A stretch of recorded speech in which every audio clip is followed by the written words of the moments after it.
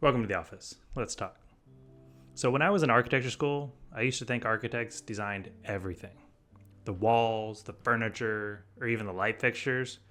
And also, that used to be the case. Some architects are known to control everything. Frank Lloyd Wright being a great example that he did the building, but he also did the furniture, the light fixtures, everything that went into it. So sometimes it's true, but the reality is today, architecture and interior design are two sort of distinct professions. They're both creative, they're both essential, and both require their own skill sets and responsibilities. So, in this video, I want to kind of break down what really separates the two and also how they overlap and how they can work together. So, at its core, architecture, it's about the structure, the space, the systems, the built environment. Architects design the building itself, from the form to the layout and how it interacts with the site and all the systems.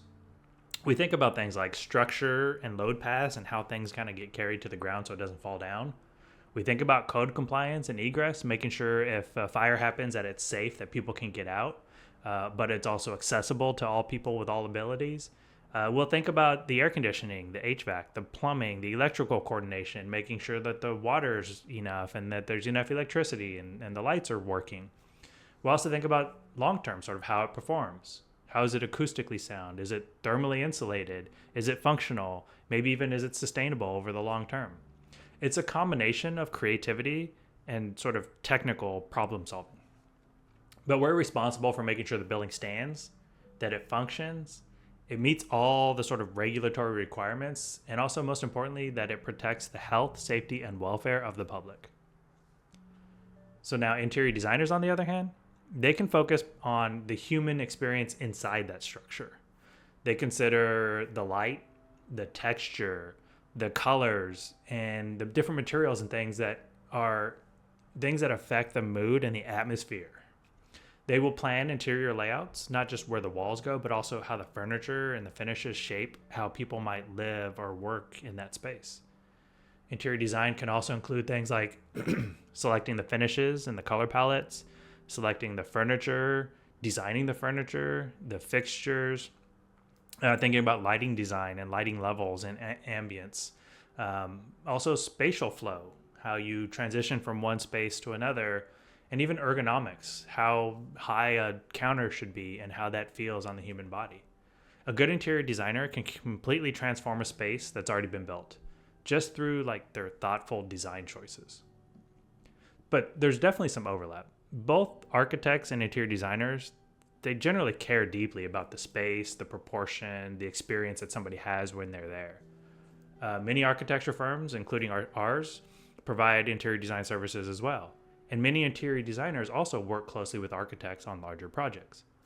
The best results usually come from the collaboration between the two, when the architecture sets a strong foundation and the interior design brings it to life. I've been on projects where the interior designer's ideas actually influenced my architecture, shifting wall locations, ceiling heights to better support their vision. That kind of back and forth, that's where great design happens. One common misconception, though, with interior design is that it's just decorating. There's a difference between interior design and interior decorating. Interior designers, they're licensed professionals, especially when working in commercial work like we do. They have to understand things like building codes, accessibility, safety standards. They have to understand about flammability, the fireproofing of materials, just like us architects do.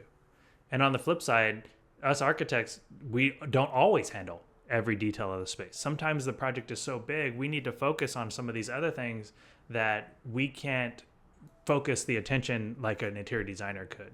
We might design the bones of the building, but the materials, furnitures, fixtures, those might come from an interior design team, whether that's in-house or outside. But it's not about who's in charge. It's sort of about how that design serves the project best. So if you're deciding between studying architecture or interior design, think about what excites you the most.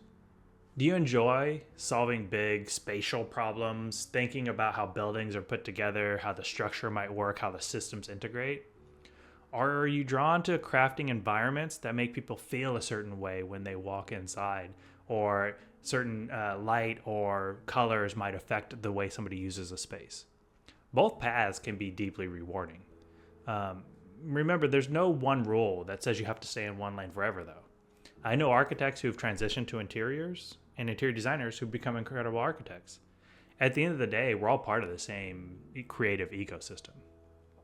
So hopefully that clears up some of the differences and the shared passions between architecture and interior design.